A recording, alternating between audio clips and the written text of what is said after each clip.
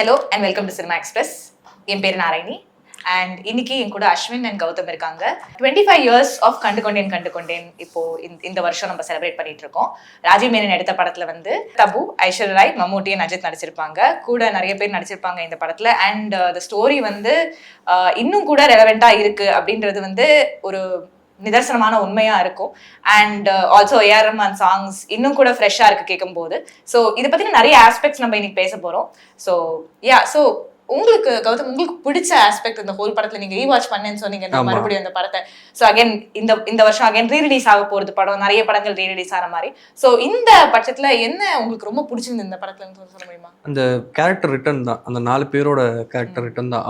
மம்முட்டி sir ஆகட்டும், Ajith sir ஆகட்டும், ஐஸ்வர்யா ராய், தபு, எல்லாருக்குமே ஒரு கேரக்டர் ஆர்க் இருக்கும். அவங்கவுங்களுக்கு என்னென்ன பிரச்சனைகள் இருக்கு, என்னென்னலாம் ஃபேஸ் பண்ண, அவங்க எப்படி ஒன்று சேர்றாங்க அப்படிங்கிறது தான் படத்தோட மெய்ய கதை. கிளைமேக்ஸ் போர்ஷன் அவங்க எல்லாரும் கல்யாணம் பண்ணிட்டு வர சீக்வன்ஸ் நம்ம பார்க்கறதுக்காக அதாவது என்ன சொல்றது, எனக்கு தபு ஒரு இடத்துல நான் ரிலேட் பண்ணிக்க முடியும். ஓகே, ஆஸ் அ மேன் என்னால தபுவோட விஷயத்தை ரிலேட் பண்ணிக்க முடிஞ்சது. ஒரு அதாவது அதிர்ஷ்ட கட்டவன்னு சொல்லுவாங்க அந்த டைம்ல எல்லாம். அது ரொம்ப ரொம்ப ஒரு அந்த டைம்ல இருக்கும். சில பேர் ரொம்ப எதிர்த்தாப்புல வந்தா இவங்க மூஞ்ச பட்டு போனா விளங்காது அப்படிலாம் சொல்லுவாங்க. அதை ஒரு தீமா எடுத்துக்கிட்டு தபு கேரக்டர் ரிட்டர்ன் பண்ணியிருப்பாங்க. எல்லா இடத்துலையும் அவங்க பாசிட்டிவா பேசுவாங்க. அது அஜித் சாரே சொல்லுவார், என்கிட்ட உனக்கிட்ட எனக்கு பிடிச்சது தான், எவ்வளவு நடந்தாலும் பாசிட்டிவா பேசுற பாத்தியா அப்படிங்கிற ஒரு பாயிண்ட் இருக்குல்ல, அது ரொம்ப எனக்கு இம்ப்ரெஸ் பண்ணுச்சு. ஐஸ்வர்யா வந்து ஒரு கவிதை மாதிரி இருப்பாங்க இந்த படத்துல. அவங்களுக்கு ஒரு ட்ரீம் வெட்டிங் பண்ணணும் தான். பாரதியார் கவிதையே. ஆமா, அது கிட்டத்தட்ட அதே மாதிரிதான். அவங்களுக்கு வந்து ஒரு இந்த மாதிரி ஒரு பெரிய ஒரு ராஜா மாதிரி எனக்கு ஒரு பையன் வரணும்னு சொல்லிட்டு கண்டிப்பா அதே மாதிரிதான் அப்பாஸ் வருவாரு. பட் அந்த கேரக்டருக்குள்ள நான் என்ன எதிர்பார்த்தேன், எனக்கு என்ன கிடைக்கணும்னு ஒண்ணு இருந்திருக்குல்ல, அதை அவங்க ரியலைஸ் பண்ற பாயிண்ட் ரொம்ப நல்லா இருக்கும். என்னை பார்த்துக்கிட்டு நைட்டு ஃபுல்லாக நான் பார்த்துக்கிட்டாரான்னு சொல்லிட்டு ஒரு மாதிரி கேட்பாங்க. அப்படிங்கும்போது எஸ், இதுதானே ஒரு பொண்ணுக்கு தேவை. இந்த அழகோ அந்த ஒரு மேன்லியா இருக்கிறது தான் அழகு கிடையாது, அது வந்து லைஃப் பார்ட்னருக்கு குவாலிஃபிகேஷன் கிடையாது, இதுதான் அப்படின்னு சொல்லிட்டு அவங்க புரிஞ்சுக்கிற பாயிண்ட் எனக்கு ரொம்ப பிடிச்சிருந்தது. அஜித் சார் வந்து ஒன் ஆஃப் தி ஃபைனஸ்ட் பெர்ஃபார்மன்ஸ்னே சொல்லலாங்க. ஒரு பக்கம் ஜெயிச்சே ஆகணுங்கிற வெறி இருக்கும். சினிமாவில் ஜெயிக்கிற எவ்வளோ கஷ்டங்கிறது அப்போ வந்து காட்டியிருப்பாங்க. ஏன்னா அவங்க அப்பா காசு தரம்பாரு, கம்பெனியை பார்த்துக்கிட்டான்னு பாரு, எதையுமே இல்லாம இதுதான் எனக்கு முக்கியம் சொல்லிட்டு ஒரு படம் சான்ஸ் கிடைக்குங்க, காம்ப்ரமைஸ் பண்ணிக்க மாட்டார். வேகம் படத்துல வந்துட்டு நீங்க சொல்ற என்னோட கதையை மாத்தினீங்க, என்னோட ஆக்டர்ஸை மாத்தினீங்க, என்னோட டெக்னீஷியன்ஸை மாத்தி என்னையும் மாத்திக்கலாம், என்னை மட்டும் ஏன் வச்சிருக்கீங்கன்னு சொல்லும் போது அந்த படத்துல வந்து அவர் வெளியே வந்துருவாரு. அந்த போல்ட் டிசிஷன் எனக்கு ரொம்ப சூப்பரா இருந்துச்சு. ஐ திங்க் இன்னி வரைக்கும் கூட நிறைய அசிஸ்டன்ட் டைரக்டர்ஸ் இதனால தான் இன்னும் சஃபர் பண்ணிட்டு இருக்காங்க நினைக்கிறேன். ஏன்னா வந்து ப்ரொடியூசர்ஸ் கூட நடிக்கிறவங்க என்ன மாதிரிலாம் கேட்கறாங்க, அந்த எக்ஸ்பெக்டேஷன்ஸ்லேயே வந்து அந்த மூவியை தள்ளிட்டு போறதுனால ஸ்டோரியே டைல்யூட் ஆகுது அப்படின்றதுனால அது நிறைய விஷயங்கள்ல காம்ப்ரமைஸ் பண்ண வேண்டியதா இருந்தது. நீங்க சொல்றது ரொம்ப இம்பார்ட்டன்ட். ஒரு தபு பத்தி பேசிட்டு இருந்தீங்கல்ல, எனக்கு இந்த படத்துல வந்து தபு அண்ட் ஐஸ்வர்யாவோட கேரக்டர்ஸ் எவ்வளவு கான்ட்ராஸ்டிங்கா இருக்கு. இப்ப சொல்லுவாங்கல்ல, ஒரு தம்பிக்கும் அண்ணாக்கும் எவ்வளவு வித்தியாசம் இருக்கும், அதே மாதிரி அக்காக்கு தங்கச்சிக்கும் எவ்வளவு பெரிய வித்தியாசம் இருக்கும் அப்படின்னு. இவங்க 2 பேரும் கம்ப்ளீட் ஆப்போசிட்ஸா இருப்பாங்க ஆக்சுவலி. சோ இப்போ தபு பாத்தீங்கன்னா ரொம்ப பிராக்டிக்கல், ஸ்ட்ரெயிட் ஃபார்வர்டா இருப்பாங்க, ரொம்பலாம் கனவுகள்லாம் வச்சிருக்க மாட்டாங்க, நம்ம வாழ்க்கையை நம்ம இப்படிதான் எடுத்துட்டு போகணும் அப்படின்ற மாதிரி நினைச்சுப்பாங்க. அதே சமயத்துல வந்து அப்படியே ஆப்போசிட்டா ஐஸ்வர்யா கேரக்டர் இருப்பாங்க.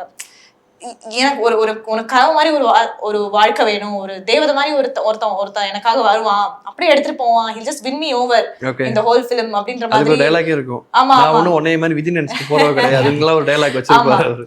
சோ இவங்க 2 பேரும் கம்ப்ளீட் ஆப்போசிட்ஸா இருக்கும்போது நம்மளோட லைஃப் நம்ம எப்படி நடத்திட்டு போகணும் அப்படின்றதுக்கும் ஒரு சார்ட் ஆஃப் நம்ம கண் வழி காமிச்ச மாதிரியே இருக்கும் ஒரு இது. அது வந்து அவங்க கேரக்டர்ஸ், தபு ஐஸ்வர்யா ராய் கேரக்டர்ஸ் மட்டும் இல்லாமல் அவங்க வந்து மம்முட்டி அஜித்தை வச்சே வந்து அதை யோசிச்சிருப்பாங்க. இப்போ மம்முட்டியும் ஐஸ்வர்யா ராயும் அவங்களுக்கு மீறி நடந்த சூழ்நிலையினால பாதிக்கப்படுறாங்க. ஐஸ்வர்யா ராய் வந்து வீடை விட்டு வெளியே வராங்க, அவர் வந்து போரில் வந்து ஒரு காலை இழக்கிறாரு.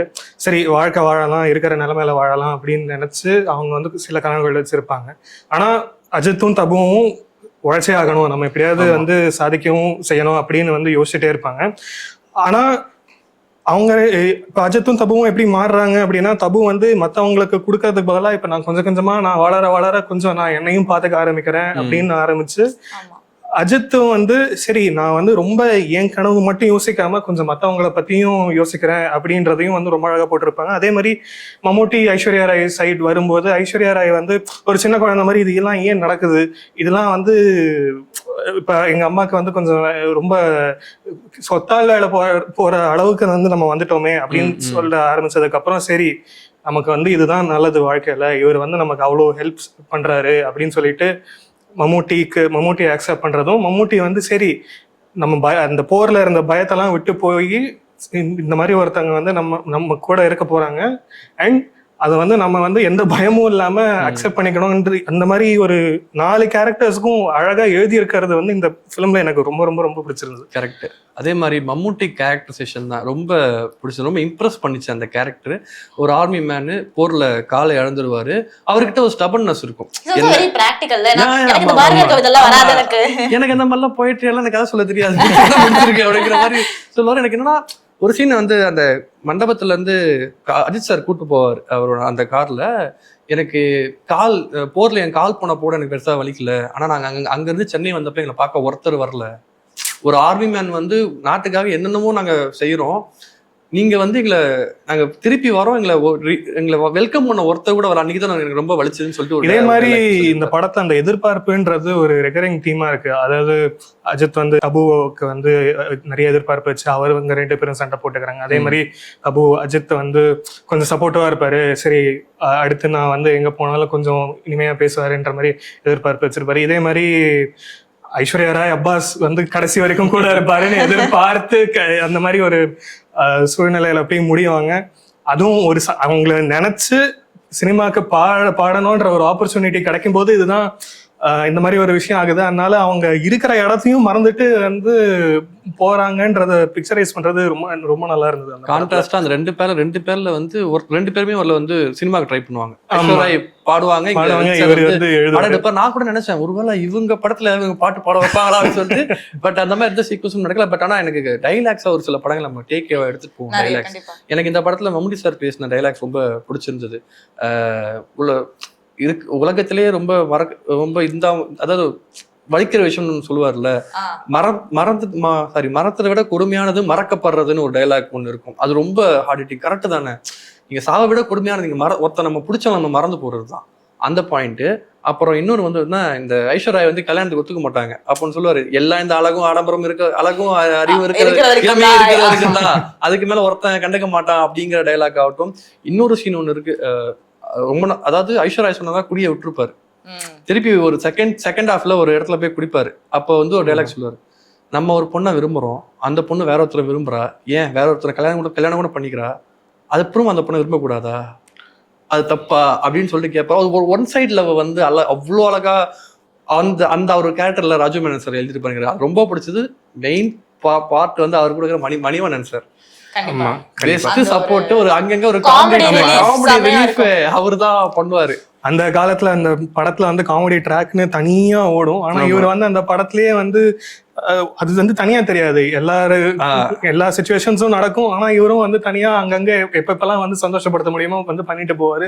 அது வந்து படத்துல இருந்து வெளியே வரந்து ஒரு இன்னொரு சீன் பாக்குற மாதிரியும் இருக்காது. அதே சமயம் அது இது தேவையா அப்படின்னு கேட்கிற அளவுக்கு கூட வந்து அந்த மாதிரி பண்ணிருக்க மாட்டாங்க. மணிவண்ணன் சார் அது அந்த காம்பினேஷன் நல்லா இருந்துச்சு. ஐ திங்க் இந்த படம் பொறுத்த வரைக்கும் நீங்க மம்முட்டி சார் பத்தி பேசிட்டு இருந்தீங்களா, இப்போ எல்லாருமே வந்து ஒரு ரொமான்டிக் லவ் ட்ராக் போயிட்டு இருக்கும் போது ஒரு பொண்ணு நம்மள வந்து விரும்பல அப்படின்னா அந்த கேரக்டர் வந்து ஒதுங்கி போறதுக்கான நிறைய வாய்ப்புகள் இருக்கு. ஆனா மம்முட்டி வந்து அந்த கேரக்டர் கூடவே இருந்து, ஐஸ்வர்யா கூடவே இருந்தது, கூட இருந்து என்ன நல்லது பண்ண முடியுமோ அந்த ஃபேமிலிக்காக பண்ணிட்டு இருப்பாங்க. ஆமா, இந்த பொண்ணை என்ன விரும்பல, நான் கிளம்பி போறேன் அப்படின்றது போகாம, ஒரு லவ்னா ஒரு நேசிப்பு, ஒரு அன்புனா இப்படி கூட இருக்கும் அப்படின்னு சொல்லிட்டு கடைசி வரைக்கும் இருந்து காமிப்பாரு. Even to the extent of ஐஸ்வர்யாக்கு இந்த ஐஸ்வர்யாக்கு இந்த பையனை மேபி பிடிச்சிருக்கலாம், அவங்களுக்கு இந்த சம்பந்தம் நல்லா அமையலாம் கூட, அது வரைக்கும் கூட வந்து பொன் பாக்குறது கூட அந்த பையனை கூட்டு வருவாரு. அந்த மம்முட்டி ஐஸ்வர்யா ராய் ரொமான்ஸ்ல இன்னும் அந்த படத்துல புதுசா வந்தது என்னன்னா, மம்முட்டி வந்து அந்த படத்துல வந்து ஒரு இன்னும் கொஞ்சம் எல்டர் பர்சன், அந்த ஒரு மிடில் ஏஜ் பர்சனுக்கும் அவ்வளோ யங்கா இருக்கிற ஒரு உமனுக்கும் வந்து லவ் வந்து ஓகே சீம்லெஸ்ஸா இருக்கும், இப்படி பண்ணா பரவாயில்ல அப்படின்னு கொஞ்சம் நார்மலா காட்டின ஏர்லியஸ்ட் படம் அப்படின்றது எனக்கு இதுதான் ஞாபகம் வருது. ஏன்னா அது வரைக்கும் அந்த மாதிரி யோசிச்சு இருக்க மாட்டோம். சரி, ஒரு படம்னு வருது, அதுல வந்து 2 லீட் வராங்க, அவங்க வந்து ரொமான்ஸ் பண்றாங்க, அவங்க வந்து சரி ஏதாவது வந்து ஒரு சிமிலர் ஏஜ் குரூப்ல தான் இருப்பாங்க. அப்படி அவங்க ஆக்டர்ஸா வந்து டிஃப்ரெண்ட் ஏஜ் குரூப்ல இருந்தாலுமே கேரக்டர்ஸா வந்து சிமிலர் ஏஜ் குரூப்ல தான் இருக்கிற மாதிரி இருந்தது. ஆனா அவங்க அந்த படத்துல அதை அட்ரஸும் பண்ணி அது பரவாயில்ல அப்படின்னு வந்து மக்களுக்கும் காமிச்சது வந்து ஒரு 2000ல வந்த படத்துக்கு ரொம்ப புதுசா இருந்தது.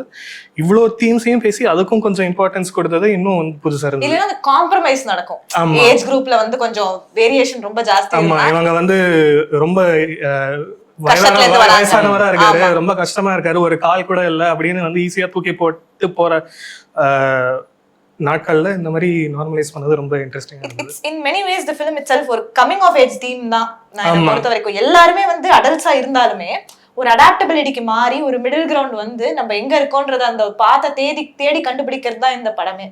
ஆமா, it was so interesting because இந்த படம் பொறுத்த வரைக்கும் தபு அண்ட் ஐஸ்வர்யா கேரக்டர்ஸ் நம்ம கான்ட்ராஸ்ட் பத்தி பேசிட்டு இருந்தோம்ல. நம்ம இதே சமயத்துல அஜித்துக்கும் மம்முட்டிக்கு கூட நிறைய கான்ட்ராஸ்டிங் இது இருக்கும். ஸோ அண்ட் இந்த ஃபிலிம் வந்து நிறைய கண்டெம்பரரி தீம்ஸ் பேசுற மாதிரி இருந்திருக்கும். ஏன்னா இப்போ பேசிட்டு இருந்தோம் அசிஸ்டன்ட் டைரக்டர்ஸ் எவ்வளவு கஷ்டப்படுறாங்கன்றது. அந்த டைம்ல ஃபினான்ஷியல் ஸ்கேம்ஸும் நிறைய போய்கிட்டு இருந்தது. அண்ட் அப்பாஸ்க்கு ஒரு ஃபினான்ஷியல் ஸ்கேம் நடக்கும்போது ஒருத்தவங்க வந்து அவங்கள வந்து காப்பாத்துறாங்க அப்படின்றது ஒரு இதுவா இருக்கட்டும். அதே சமயத்துல கால் சென்டர் கல்ச்சர் எப்போ அந்த பூம் ஆயிட்டு இருந்தது அப்படின்றது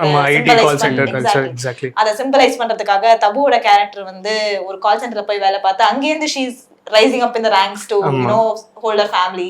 And நீங்க ஒரு பாயிண்ட் சொல்லிட்டு இருந்தீங்களே about how அந்த காலத்துல விமென்க்கு வந்து லேண்ட் வேல்யூ அந்த இதெல்லாம் கொடுக்க மாட்டாங்க, சொத்து கொடுக்க மாட்டாங்க அப்படின்னு பத்தி பேசிட்டு இருந்தீங்க. சோ அத பத்தி கொஞ்சம் சொல்ல முடியுமா? அது வந்து எனக்கு அந்த டைம்ல அது ரொம்ப இருந்துச்சு. அதை வந்து அந்த படத்தோட கதையோட அதை வந்து அட்ரஸ் பண்ணாதான் ரொம்ப பிடிச்சிருந்தது. அதை சொத்து கொடுக்க மாட்டாங்க. அவங்க தாத்தா ஆப்பிலேருந்து அந்த ஹார்லிக்ஸ் பாட்டிலும் அந்த பெட்டியும் ஒரே இடத்துல இருக்கும். எப்போ அதை கேட்டாலும் அவர் வந்து அந்த சொன்னாலும் ஹார்லிக்ஸ் எடுத்து கொடுத்துருவாங்க. அதனால தான் அவங்க அம்மா ஒரு வாட்டி பண்ணும்போது தாத்தா துப்பிடுவார். சரி நீங்க என்னால பண்ண, ஆனால் அவர் மாற்ற தான் ட்ரை பண்ணாத, அதை மாற்ற முடியல. அதுக்கப்புறம் நிழல் ரவி கேரக்டருமே எனக்கு வந்து என்னதான் இருந்தாலும் எங்கள் அக்கா அந்த வீட்டை மொத்தமாக கொடுத்துடலாமே நாங்கள் ஒய்ஃப்கிட்ட போய் பார்கென் பண்ணிட்டு இருப்பார். அவர் முடிவு பண்ணல அது. பட் அதை பாருங்களேன், அவர் செத்ததுக்கு அப்புறம் ஆட்டோமேட்டிக்கா அது அவங்க கைக்கு திருப்பி வரும். அன்னைக்கு அப்போ வந்து தபு வந்து வேணாம், நாங்க இந்த கிராமம் எல்லாம் வாழ கத்துக்கிட்டோம்னு சொல்லிட்டு ஒரு வார்த்தை சொல்லிட்டு அதை ரிஜெக்ட் பண்ணிட்டு போவாங்க. அப்போ ஆல்சோ இந்த அர்பனைசேஷன் நிறைய வந்துட்டு நிறைய வில்லேஜ்ல இருந்து நிறைய பேர் வந்து சிட்டிக்கு வந்து வேலை தேடுறதுல இருந்து ஈவன் அவங்க சரி இது கூட பண்ணலன்னா கூட பரவாயில்ல, அந்த பாட்டி வந்து நம்ம சித்தாள் வேலைக்கு போகலாம், வடை சுடலாம், அந்த வடை சுடலான்றது வந்து கூட அந்த வாழைப்பூ வடையோட கால் பேக் இருக்கும். அது வந்து மம்முட்டி கண்டுபிடிக்கிறது தான் இன்னும் நல்லா இருந்துச்சு. ஏன்னா அவர் தான் அங்க இருந்து கூட்டு வந்து சரி ஓகே இங்க வந்துட்டீங்களா, ஓகே இங்க. ஏன்னா ஒவ்வொரு இடத்துக்கும் ஐஸ்வர்யா டைம்பா உட்காரும் போதெல்லாம் மம்முட்டி தான் வந்து உசுப்பேச்சு விடுவார். ஒன்னாலாம் பாட முடியாது, நீ பாட போக மாட்ட அப்படிங்கிற மாதிரி ஒவ்வொன்றா அவங்க ட்ரிகர் பண்ணி தான் அவரும் பண்ணிக்கிட்டே இருந்தாரு. நிறைய எனக்கு தெரிஞ்சு தான் சொல்றேன்ல, ஒரு ஹீரோயின் வந்து கம்பெனியா வேலை தேடி அலைஞ்சாலே ஷார்ட்ஸ் வந்து நிறைய படங்கள் நம்ம பார்க்க மாட்டோம். ஹீரோஸ் தான் அதை பண்ணுவாங்க. ஃபர்ஸ்ட் டைம் அந்த படம் பார்க்கும்போது தபு வந்து ஒரு இடத்துல வேலை கிடைக்கல, வேலை ரிஜெக்ட் வரும்போது அந்த பெண்ணோட ஃபீலிங் எப்படி இருக்கும் அப்படிங்கிற எனக்கு புரிஞ்சுக்க முடிஞ்சுது. அதுக்கப்புறம் ஒரு காம்ப்ரமைஸ்க்கு வருவாங்க. எங்களுக்கு நீங்க ஓவர் குவாலிஃபைடா இருக்கீங்க அப்படிங்கும் போது கிராமத்துல பிரின்சிபலா கார்ல வந்துட்டு இருந்தாங்க அவங்க, அப்படியே இங்க வந்து வேற ஒரு இது ரொம்ப அழகா கேரி அவுட் பண்ணி ரகுவரன் சார் அந்த ரோல் அந்த ஒரு கொஞ்ச நேரம் தான் வருவாரு. அந்த அதுல ஒரு மேஜிக் பண்ணிட்டு போவாரு. அவர் வந்து சரி என்னதான் ஒரு கால் சென்டர்ல வந்து கொஞ்சம் ஒரு செக்ரட்டரி மாதிரி வேலை ஸ்டார்ட் பண்ணாலும் சரி இந்த பொண்ணுக்கு வந்து ஸ்கில்ஸ் இருக்கு, இவையே இங்க உட்காரணும் அப்படின்னு சொல்லி என்கரேஜ் பண்ணி கடைசியில கலிஃபோர்னியா போற அளவுக்கு வந்து கொண்டு போறதுக்கு என்கரேஜ் பண்றது ஒரு ஒர்க் கல்ச்சர்ல வந்து ஒரு நல்ல ரெப்ரசன்டேஷன். அவங்க ரெண்டு எம்ப்ளாய் கொஞ்சம் பேசிட்டு இருப்பாங்க தப்பு கூட, அவங்க வீட்டு பிரச்சனையை பத்தி பேசிட்டு இருப்பாங்க. ப்ரொமோஷன் இனிமே சர்ப்ரைஸா இருக்கும், வேலைக்கு வருவாங்க, வேற ஒருத்தவங்க உட்கார்ந்து இருப்பாங்க. சௌமியா நீ வா, நீ மேல வா, நீ வேலை அப்படின்னு சொல்லிட்டு அவங்க பேச அப்படியேதான் போவாங்க. ரைட் இந்த வேலையும் போச்சா அப்படிங்கிற மாதிரி போகும்போது இந்த ரெசிக்னேஷன் ஆர்டர் அப்படின்னு சொல்லிட்டு ப்ரொமோஷன் லெட்டர் கொடுத்துட்டு அதுக்கப்புறம் ஒன்று சொல்லுவாரு, ஹவுசிங் லோன் சாங்ஷன் பண்ணியிருக்கேன், அதுக்கு அந்த ப்ராசஸை கோ த்ரூ பண்ணு சொன்ன உடனே எந்த மாசம் வாடகை கொடுக்க முடியாது அப்படியே கட் பண்ணி சொந்த வீடு. அது சௌமியா பேர்ல ரொம்ப சந்தோஷமா இருந்துச்சு எனக்கு. அது படம் வந்து வெஸ்டர்ன் மூவிஸ் மாதிரி இருக்கு அப்படின்னு சொன்னாலுமே அது திருப்பி நம்ம ஊர் படம் மாதிரி ஒருத்தன் நமக்கு வந்து ஹெல்ப் பண்றான் அப்படின்னா நம்மளும் வந்து இன்னொருத்தருக்கு வந்து ஹெல்ப் பண்ணி நல்லா வளர வைக்கலாம். ஏன்னா சுத்தி எல்லாருமே வந்து மற்றவங்களுக்கு ஹெல்ப் பண்ணிட்டே இருப்பாங்க, கடைசியில எல்லாரும் சந்தோஷமாவும் வந்து ஒன்னா இருப்பாங்க.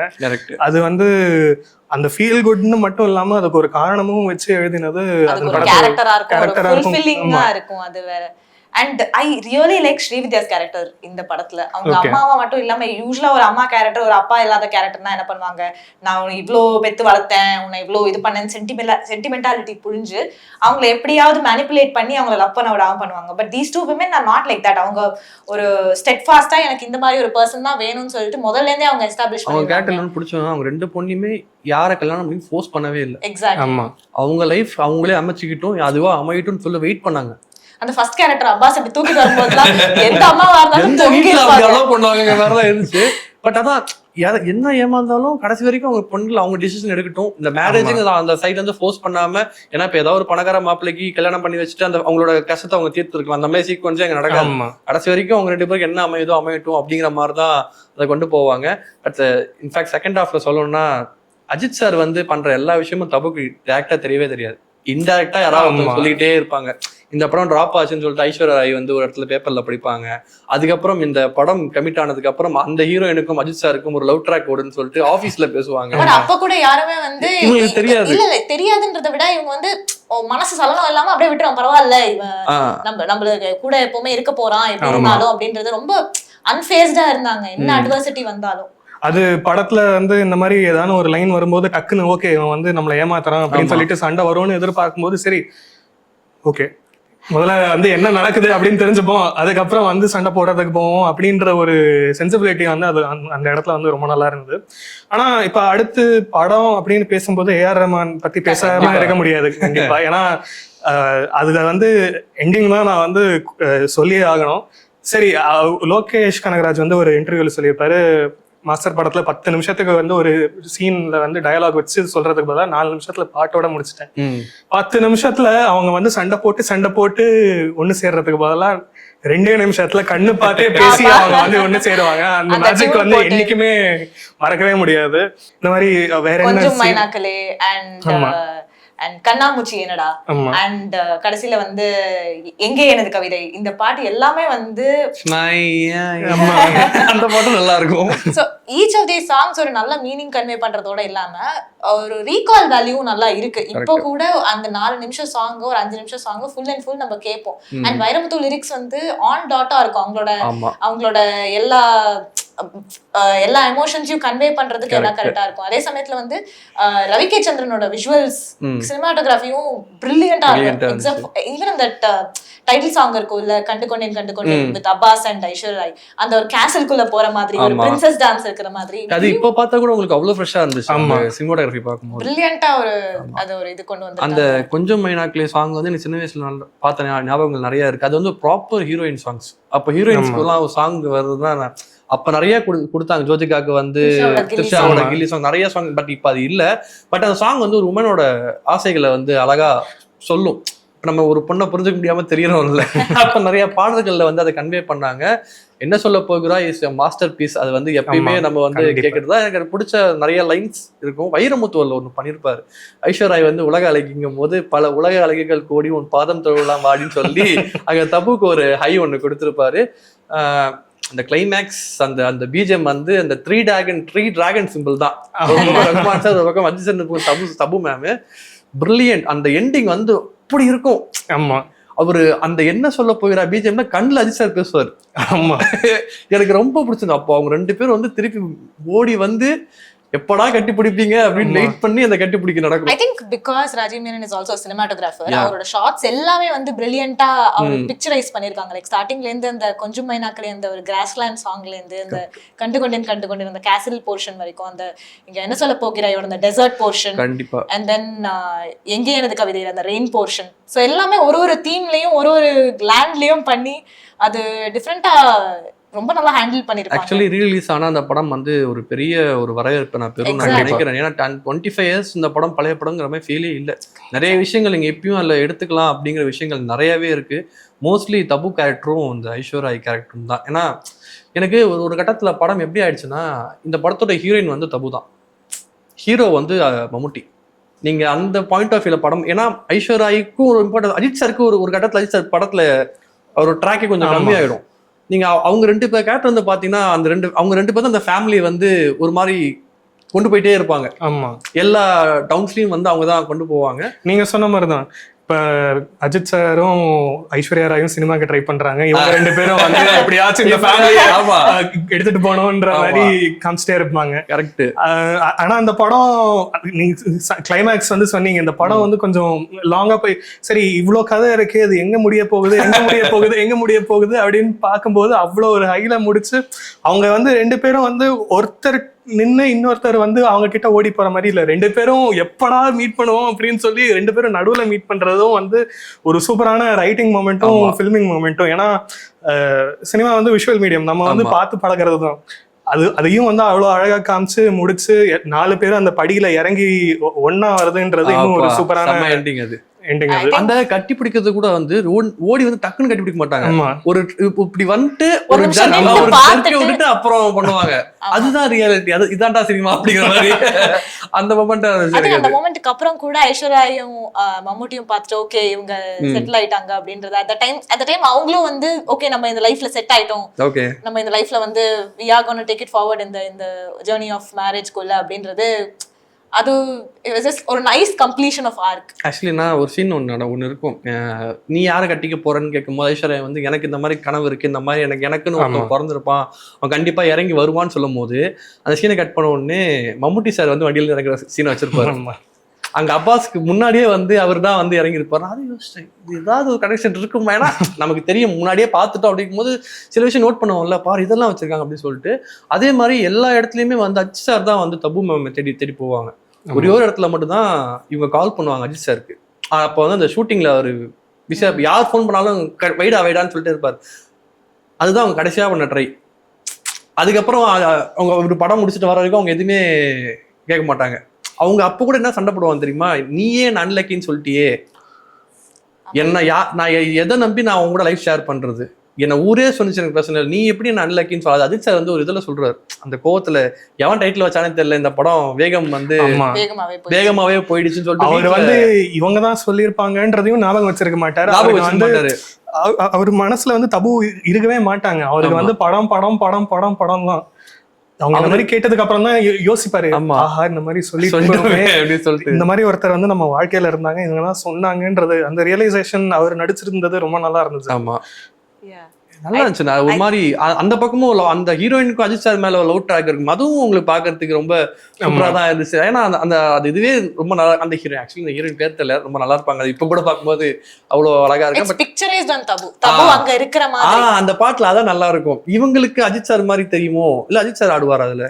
இல்ல தபு இருக்கிற மாதிரி தான் தெரியும். தபுவும் ஆடுவாங்க, வேற ஒரு ஹீரோக்கு சொல்லி கொடுத்துட்டு இருக்க மாதிரி இருக்கும். ஆமா அஜித் அதுவும் எனக்கு ரொம்ப காஸ்டியூம்ஸ் எல்லாமே சூப்பருங்க.